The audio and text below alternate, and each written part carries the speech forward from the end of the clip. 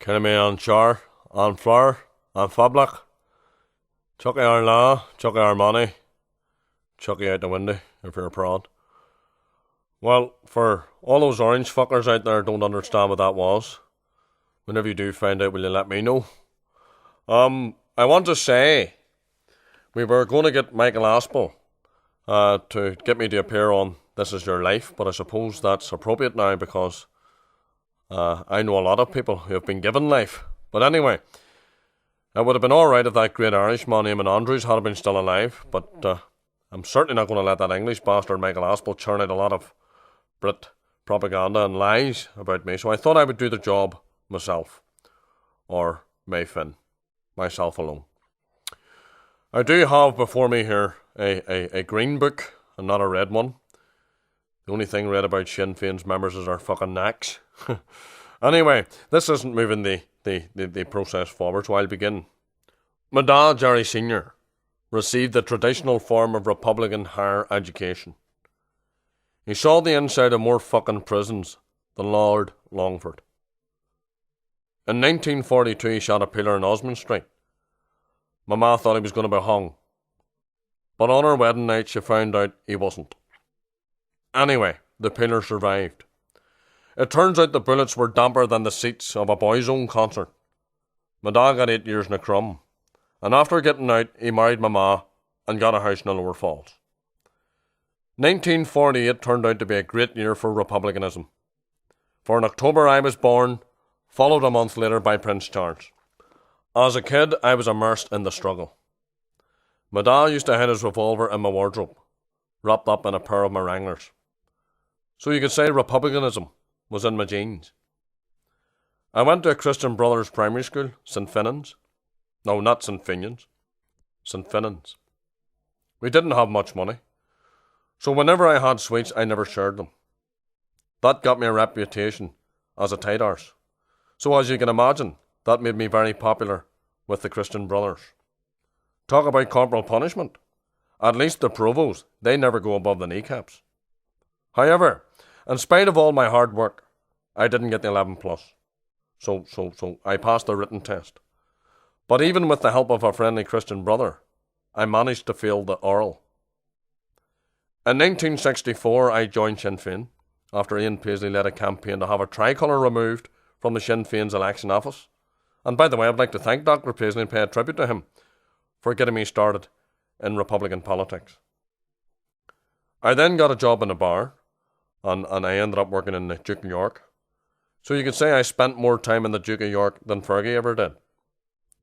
When the Republican movement split, I of course went with the provisionals. The officials' policy was to recognise Stormont and the Dáil, take seats in these partitionist parliaments and wind down the armed struggle. I ask you, what sort of Republican would do that, without first being told to do it by the American government, that is? So I did my bit to defend the people of West Belfast. Of course I was only involved in the political struggle, stripping down typewriters, launching verbal attacks on the Brits, and planting stories in the press. In 1970 I grew a beard. The main reason was to disguise myself from the Brits. But it was also because every time I wore my beret, some smart arse would adopt, "Oops, Betty, that Brit's just done a whoopsie on my arms dump." Stupid bastards. I then fell in love with my future wife Colette. I wouldn't say she was a sex bomb, more of a suspect device. I got married on the run because Colette's dad thought I got her pregnant, and he was going to kill me. But of course she wasn't pregnant, as you know. I have always been in favour of the withdrawal. And not only by the Brits. Anyway, in 1972, just like President Clinton, I was interned. I organised my fellow internees in singing Republican ballads, so you could say I was the man behind the choir. Unlike all those cow-fucking culties that come from Tyrone, we call them the men behind the bar. We decided to burn down Long Cash. Unfortunately, I got petrol on my sleeve and caught fire. I can honestly tell you now that was the only time in my life when I had an Armalite. I was released in 1974 to take part in talks with Wee Willie Whitelaw in a big house in Chelsea. The talks ended in acrimony when I passed the Port of Martin McGuinness to the left. I was caught again shortly afterwards when I tried to escape. Many a time I tried to escape. Several times I tried to. I was planning to ride a motorbike over the fence like Steve McQueen did in The Great Escape. We nearly had a whole bike assembled, but we couldn't get anyone with an arse big enough to smuggle in the carburetor. In 1981, Sinn Féin took off politically as a direct result of the hunger strikes. And I would like to pay tribute to all those men who will live on in history. We will never forget you, Jimmy Sands, Sean Hughes, Maureen O'Hara, Dave D, Dozy, Beaky, Mick and Titch. In 1983, I took Gerry Fitt's seat, just after the lads had burnt his sofa.